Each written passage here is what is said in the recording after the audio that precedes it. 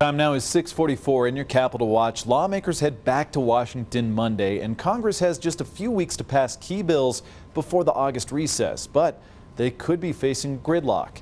Let's go live to Scripps News Group senior congressional correspondent Nate Reed. And Nate, what are some of the biggest obstacles next week?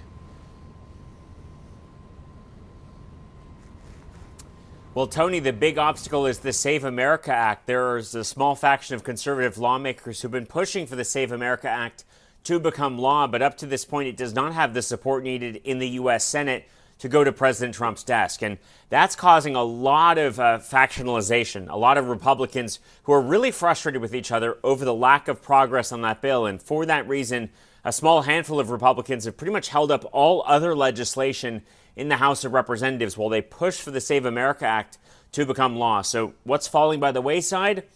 The Farm Bill, cryptocurrency legislation, the annual defense spending bill, the annual National Defense Authorization Act, obviously very important in Colorado Springs.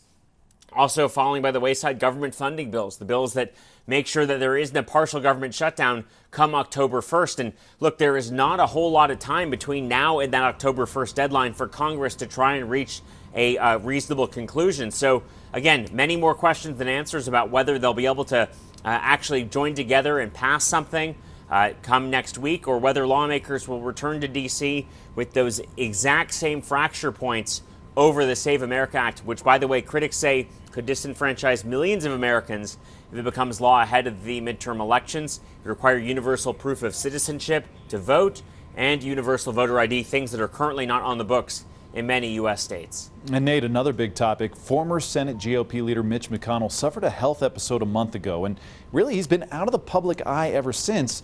This has been a concern for some lawmakers, but do we know anything about his current status? Tony, I've been pushing his team all week, and we haven't gotten very many answers. The statement, it continues to be that he's recovering, he's in the hospital. It's not clear when he's going to return to Capitol Hill, but, you know, all eyes are on Mitch McConnell and the question of whether he will be well enough to return to office at some point soon.